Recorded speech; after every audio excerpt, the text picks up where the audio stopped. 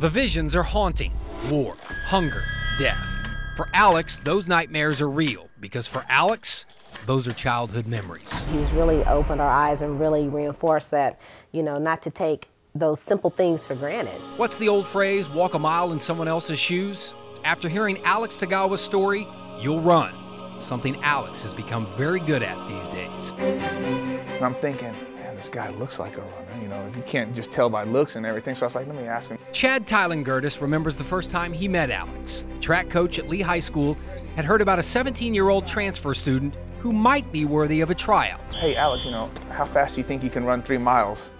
He was like, 30 minutes. And I was thinking, 30 minutes? Are you kidding me? I can come get some kid out of the hallway that can run 30 minutes. He started sprinting. He kept going and going, and he didn't stop. Alex underestimated his ability. Instead of 30 minutes, he ran it in just over 15. And when he got done with the 3 miles, everybody's jaw was just, I think we have something here. They had no idea. Alex grew up in the Congo, where he had to run to get milk, not medals like he gets here. Several times a week, Alex would run 20 miles to get milk for his village. That was the least of his worries. His country has been ravaged by war among rival tribes. He has an older brother, a younger sister, and his parents have been missing since he was 4 years old. He came to the United States a year and a half ago, after spending 6 years living in a refugee camp in Africa. Alex describes the camp as, quote, different. Others would call it inhumane. He slept on the ground, no running water, and thanks to giant mosquitoes, malaria was common, and sleep was nearly impossible. At night, I would sleep and cover my face because mosquitoes, they bite my face. There was malaria in the camp.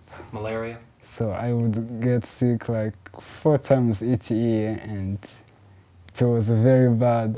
Food was nothing more, nothing less than cornmeal and beans, and families were given a ration every 2 weeks. Sometimes the food would not take that long, like finish the days. So you'd have...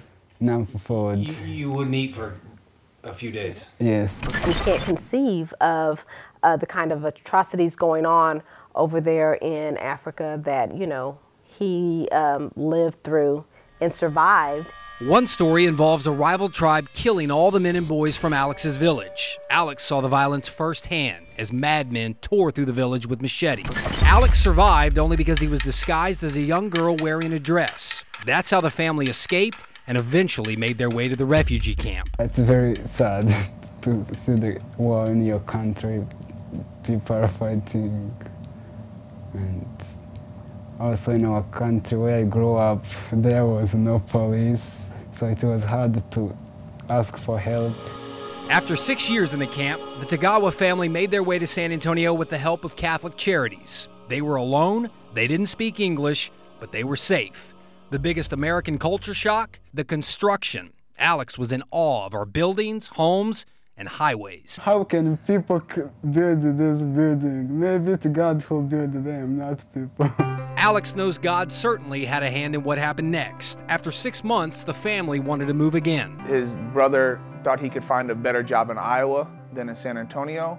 Alex did not want to go to Iowa. Why would he? For the first time ever, Alex had friends. He liked school, and he loved being part of Lee's track team. My wife and I decided, and we talked about it, and everybody needs a little help every now and then. Despite having 2 young children, the Tylengurtis family had room for one more. We just kind of had to kind of talk to the kids or Landon to see how he felt about having a big brother. What was your reaction, Landon? What did you think? Excited. Is he a good big brother? He calls me Mom, and so we just kind of, cut straight to the chase. I do refer to him when I'm speaking about him as my son. His heart is pure gold, and he's a good soul. I'm happy, everything is good. I feel like I live with my own parents. In just over a year, Alex has found a home, a family, and a sport to showcase his God-given talent. He recently finished in the top 15 in this year's state cross-country meet, and his future plans include college and a possible career in sports broadcasting.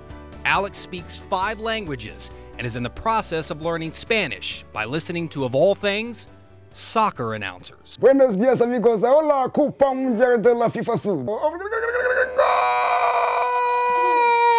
El momento de la verdad.